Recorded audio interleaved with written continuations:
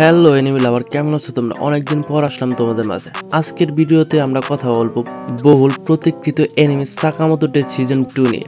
Season 2 কবে আসবে, official release date কি ঘোষণা হয়েছে নাকি সবই গুজব, এই ভিডিওতে সবকিছু পরিষ্কারভাবে জানাবো, তাই ভিডিও স্কিপ না করে সম্পূর্ণ দেখো। তো চলো আর কথা না বাড়িয়ে মূল ভিডিও শুরু করা যাক।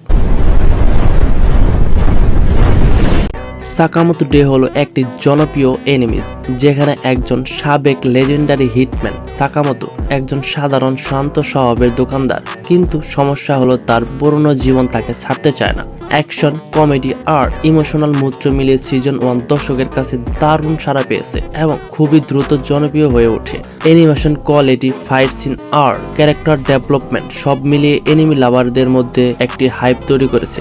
এরপর থেকে সবাই একটাই প্রশ্ন, সিজন 2 কবে আসবে? অনেক জায়গায় তোমরা হয়তো দেখেছো, ফেসবুকে, ইউটিউবে, ইনস্টাগ্রামে, যে 2026 সালে রিলিজ হবে, কনফার্ম করে দিয়েছে রিলিজ ডেট, বাট এগুলো সবই ছিল fake news. Sakamoto day season 2 আনুষ্ঠানিকভাবে ঘোষণা করা হয়েছে, কিন্তু এখন পর্যন্ত মুক্তির নির্দিষ্ট তারিখ, নির্দিষ্ট দিন ঘোষণা করা হয়নি। যদিও এর উৎপাদন নিশ্চিত করা হয়েছে, গুজব রয়েছে যে এটি 2026 সালের মাঝামাঝি অথবা সম্ভবত 2027 সালে মুক্তি পেতে পারে, যা নেটফ্লিক্স সিজন 1 এর সাফল্যের পর।